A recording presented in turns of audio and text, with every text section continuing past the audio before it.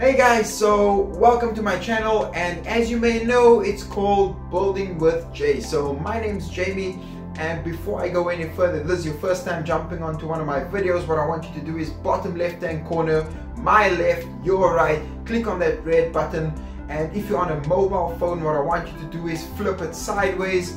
What that's going to do is, because on the mobile phone you may not see the red little icon, but if you flip it sideways landscape, you're going to see the red little icon on your right hand side of your screen as you are watching this. Click it and subscribe to this channel. Don't forget to like, subscribe, share and comment below. Much appreciated. So what I'm going to be focusing on right now, is data. Data is a massive issue. I'm from South Africa. If you haven't realized that by now, I'm from South Africa, and data in South Africa is a big problem. A lot of people are, still working from home. A lot of staff or students are also at home getting online learning. They're trying to figure out, how do we do this? What do we need to do to get the kids up to speed?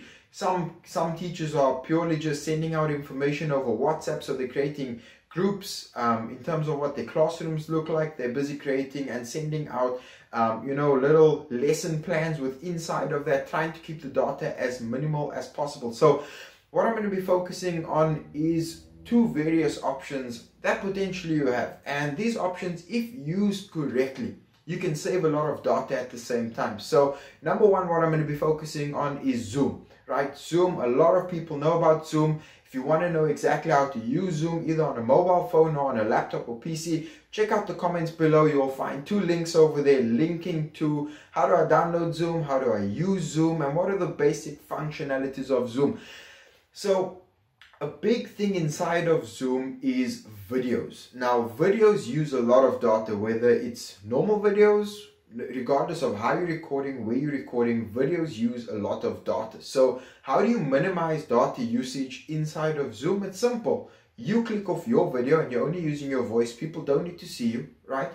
That's as simple as it is. People don't need to see you as a person, you as a presenter. If you're trying to save data at the same time, you can click the function to say turn off my video, and also turn off videos of participants as they're logging in. You can also just remind kids or staff members, colleagues, if you're doing a business meeting as well, turn off the video during this meeting, during the session. That's going to save you a lot of data. If you're doing just a normal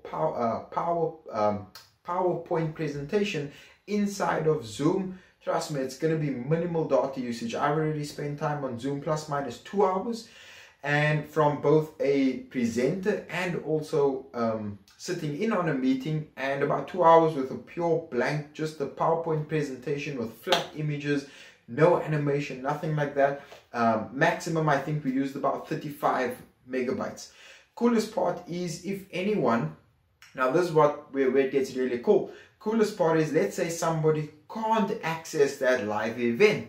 The cool thing is, you can record that. If you are the person that's hosting the meeting, hosting the lesson, you can click record. It's also, once again, it's not going to use a lot of data, right? Or it's not going to be content heavy, right? In terms of the end result, in terms of how many megabytes that is. Now, this is where it gets really fun and interesting, right? So you're going to take that lesson plan. Now I'm going to show you how you can use this for future. Create a YouTube channel, right? Create a YouTube channel, turn that off from being public and turn it only, make it private. So what you want to do is, you're going to take the YouTube channel, you're going to make it private. Now, what does that mean? It means that only people with that specific link to that video, it's going to be able to see that video, right? It's not, if I go onto YouTube, you put up that video, you made it private, and I do a search for your lesson, I'm not going to find it. But if you take that same link and you share it with select people, they get that video, right? And they can use it afterwards, and they can go and review it, they can go back, because now it becomes a saved lesson, right? So you're taking your lesson, you're putting it onto YouTube as a private channel. But now here's where it gets really interesting. So you're taking that and you're telling every single person that has data issues. Maybe it's your kids, right? Maybe it's the kids in your classroom. Data is a massive issue. All you're going to do is, you're going to tell all of them to download YouTube Go. I'll put that description in the bottom, but this is basically what the app looks like. Looks like this, YouTube Go. It's a bit different to the normal YouTube itself. So it looks like this. Now here's the coolest part. As you can see, So original size of this video, it's the video that you see on the right hand side of me. Final compression after I recorded it on Zoom.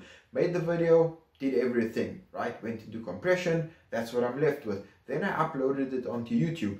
Normal viewing at high definition, you're looking at about 500 megabytes. Now take a look at this screen on my right hand side with using YouTube Go. Can you see all they need to do is click on data saver. They can download the video or to use for future purposes, or they can just click on data saver and take a look at how minimized that data usage is. So what I'm showing you right now is how we can take a 1 hour meeting, a 1 hour lesson, a 2 hour meeting lesson, put it into a cloud, which is something like YouTube, which is very easily accessible to the globe, to your students, to your colleagues, to your staff members, and we can get that information out to them. Maybe they can't jump on for the live call, but they can still refer back to it, which is pretty cool. So I'm going to pop a couple of links in the comments below.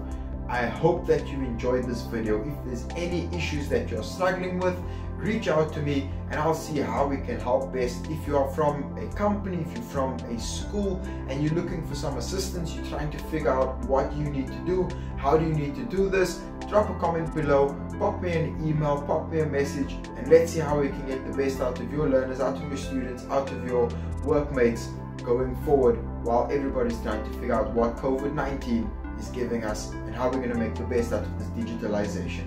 Have a stunning afternoon. God bless.